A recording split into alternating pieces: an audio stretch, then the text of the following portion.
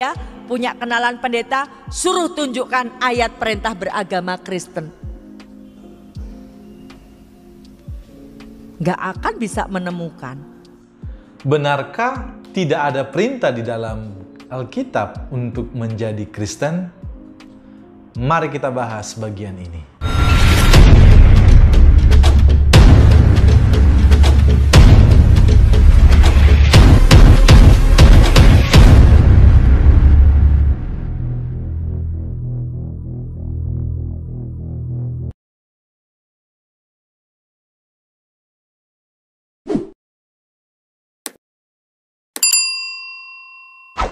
Shalom guys, berjumpa kembali dengan saya. Di dalam bagian ini saya ingin kembali membahas Ibu Dewi Purnamawati yang mengatakan di dalam pernyataannya, yaitu tidak ada di dalam Alkitab yang mengatakan atau perintah untuk menjadi Kristen.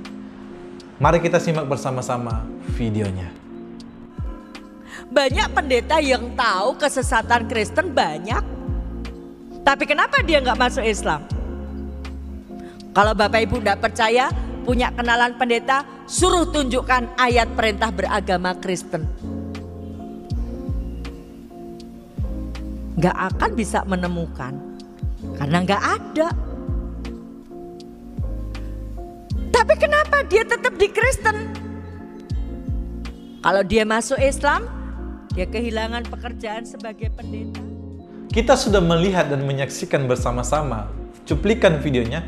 Di sana jelas Ibu Dewi Purnamawati ini mengatakan bahwa tidak ada perintah atau tidak ada ayat Alkitab yang menyuruh atau memerintahkan orang menjadi Kristen. Jawaban saya yang pertama terkait apa yang sudah disampaikan oleh Ibu Purnamawati di dalam video tadi adalah sebenarnya dari bagian itu sudah jelas ia tidak baca Alkitab dengan baik ketika ia menjadi seorang Kristen. Jawaban saya yang kedua, Alkitab memang tidak mencatat secara eksplisit menyuruh orang untuk menjadi Kristen. Tapi bukan berarti tidak ada. Kalau Anda yang di rumah membaca Alkitab dengan baik, pasti Anda akan menemukannya secara implisit. Mungkin Anda bertanya, lalu bagaimana dengan Kisah Para Rasul 11 ayat 26 yang berkata demikian? Mereka tinggal bersama-sama dengan jemaat itu 1 tahun lamanya sambil mengajar banyak orang.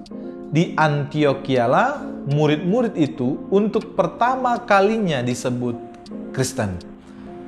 Di sini sebenarnya kata Kristen disematkan adalah sebuah ejekan kepada pengikut Kristus. Nah, kalau begitu, kalau itu hanya sebuah ejekan, mengapa kita menjadi orang Kristen saat ini? Mungkin pertanyaan itu muncul dalam pikiran kita. Sebenarnya jawabannya simpel sekali.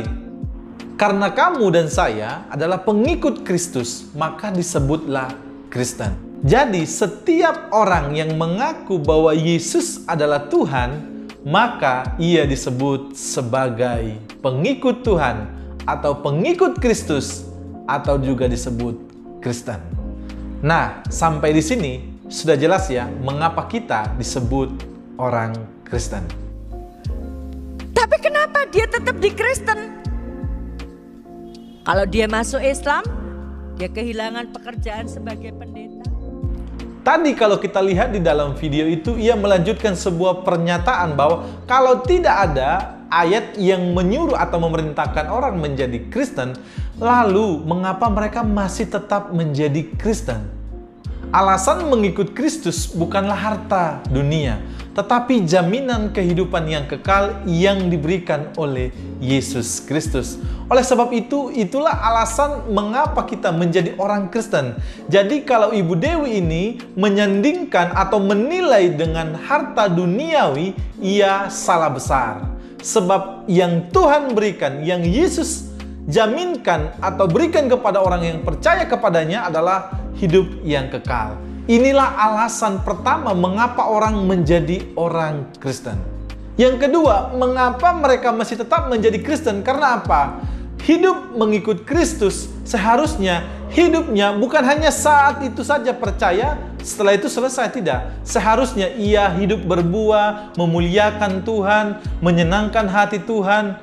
Itulah mengapa orang tetap menjadi Kristen.